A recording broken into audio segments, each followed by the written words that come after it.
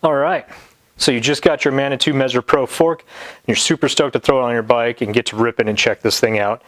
But it comes stock at 180 millimeters of travel, and most likely you're gonna have to reduce that travel for it to fit your bike properly. And that's what we're doing in this video today. And luckily for you, it's a very simple process on this fork.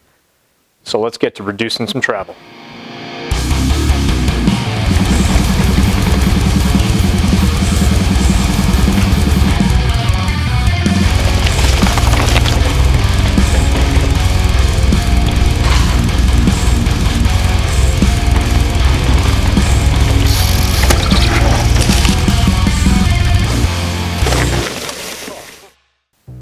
So first thing you want to do is mount the fork in your work stand horizontally like this and the air side up.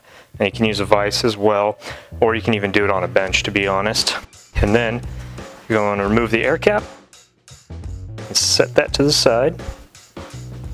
Then using like a 2 millimeter Allen or whatever you have available, just let all the air out.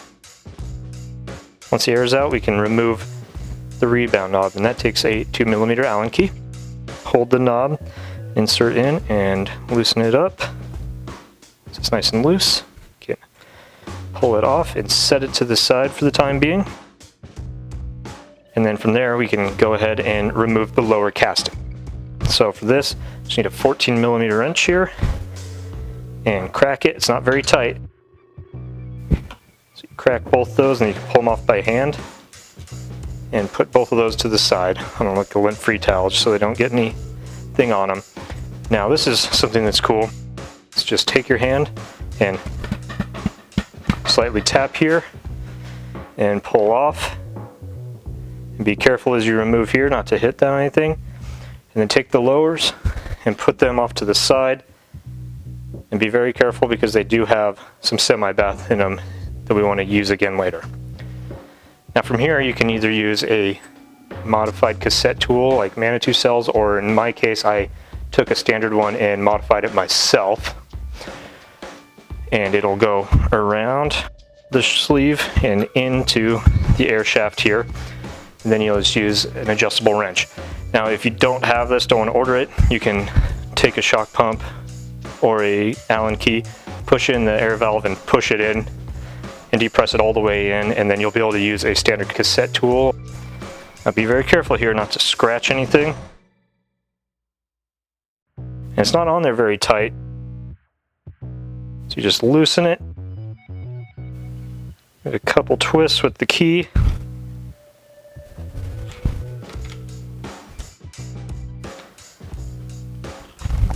Then you should be able to do it by hand. Once it gets far enough out, you can remove the tool and do it completely by hand. Grab a lint-free towel here, just twist it a few times till it's loose, then you're going to pull it out. That brings us to here. So from here you want to pull the bottom out bumper down. Then there's a little metal ring right here that we need to get off. And you're going to need like a dental pick or something like that. So let me grab mine real quick and we'll pull that down and put the spacers on to reduce travel. So I forgot to turn the camera back on for this part. I also mentioned you should be wearing some nitrile gloves. So let me go ahead and throw those on for the rest of the video. Just apologize for that. So once you're at this point, you have this down, we can add on the travel reduction spacers, the travel spacers, which come in this kit with some slick oleum. Now the way that this is sitting is for 180 millimeters. No spacers equals 180. These spacers interlock, so you just put one on, and put another one on in the opposite direction. And they will pinch together. That's what we'll doing. They'll snap together, push all the way to the top, and that's going to reduce your travel by 10 millimeters. So now this is 170 millimeters. I'm going for 160, so I'm going to throw another one on. So throw on the other ones.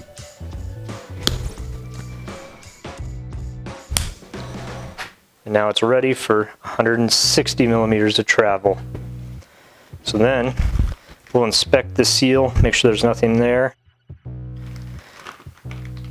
Grab some slick oleum here. Apply some to the seal here. Spread it all around. Make sure you got a good coat there. And then again, inspect again to make sure nothing is on that seal, or else you'll have some issues. Then we can take a little bit of slick oleum and apply it onto the threads here. And now we're ready to reinstall this spring. So we just push it in. Might take a little coaxing.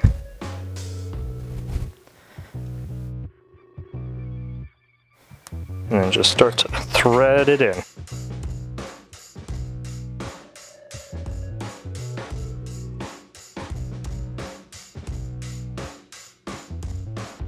And we're just gonna get it snug by hand.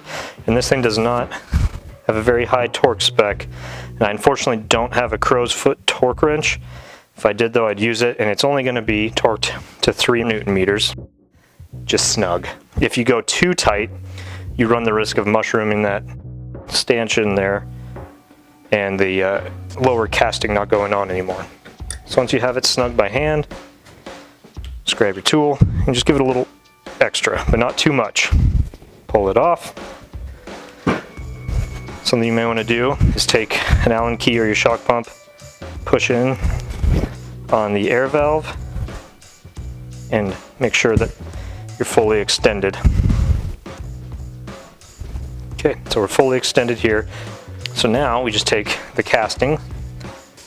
We want to make sure we're putting them on the right direction. So you just slide it up, slide it on. And you may need to give it a little push to reveal the shafts.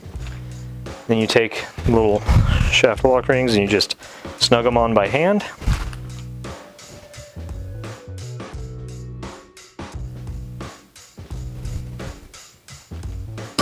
And then you're again take that 14 millimeter, we're just going to give it just a little extra snug here real quick. And then you're going to take the torque wrench, and they torque to 4 Newton meters, so not very much. But on the damper and rebound side here, you're going to put the 14 millimeter round, take the 8 mil, and you're going to go counterclockwise to tighten using that 8 mil. And you got your torque spec. Now again, I don't have a crow's foot, so here I have to go by feel, unfortunately. But if you have one, definitely torque it. Again, it's 4 Newton meters, not very much. And you saw how easy it cracked when we opened it up. So just get it to about 4 Newton meters, really not much.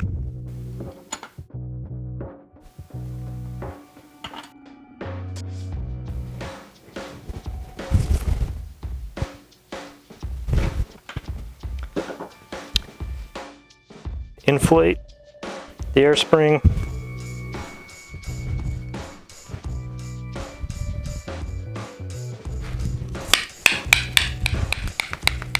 Looking good. Got it inflated.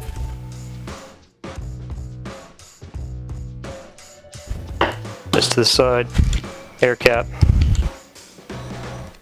and then rebound. Now you'll put the rebound in, and then using that 2 millimeter again, you want to hold the rebound and spin until it tightens on. Pull the fork out and enjoy your work. It is ready to go onto your bike now with reduced travel. So yeah, that's travel reduction on a Manitou Mezzer Pro fork. As you saw, it's a pretty simple process, doesn't take a whole lot of time at all. So now all that's left is to clean this sucker up, throw it on the bike, and get to ripping. I hope you're able to find this useful and can use these tips on your own Mezzer. And if you enjoy mountain bike tech tip videos, how-tos, just mountain bike riding videos, just general mountain bike content, go ahead and subscribe to the channel. It'd be greatly appreciated. So anyway, I'm gonna go throw this on my bike and go ride and have a good time. And I suggest you go out and ride your bike as well. So as always, thank you so much for watching, and we'll see you next time. Or whatever we do. Still don't have a sign off whatsoever, so you know, maybe someday I'll be pro. Be like all the other cool channels, you know, and have something to say to end everything. I'm like walking around with this. Put it down. God.